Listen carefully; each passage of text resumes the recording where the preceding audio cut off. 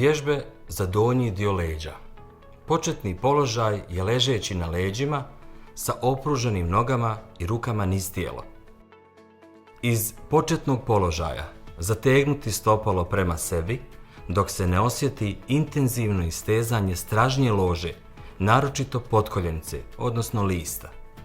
Poziciju zadržati 5 sekundi.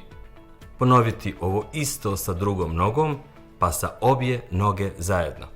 Ponoviti vježbu 10 puta. Iz početnog položaja, aktivacijom mišića nogu i stomaka, odići opruženu nogu oko 20 cm od poda.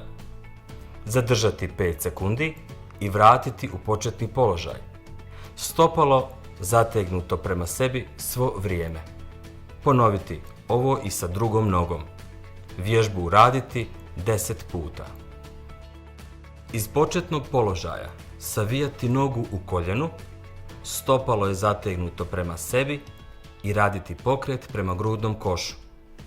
Ponoviti vježbu i sa drugom nogom te sa obje noge zajedno. Pozu u savijanju zadržati 3 do 5 sekundi. Sve vježbe ponoviti 10 puta.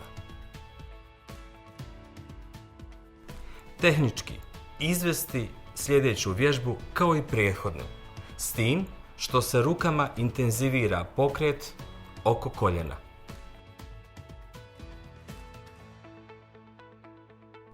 Vježbu zadržati 3 do 5 sekundi te je ponoviti 10 puta. U početnom položaju stisnuti mišiće karlice, stražnjice i podići karlicu sa poda dok su noge savijene u koljenima sa stopalima oslonjenim na podlogu. Poziciju zadržati 3 do 5 sekundi i vježbu ponoviti 7 do 10 puta. Iz početnog položaja saviti noge u koljenima, obuhvatiti ih rukama i u isto vrijeme glavu i ramena približavati koljenima. Napraviti takozvani upijač. Ponoviti vježbu 7 do 10 puta.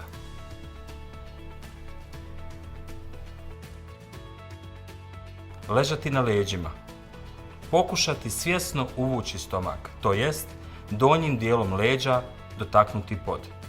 Vježbu ponoviti 7 do 10 puta.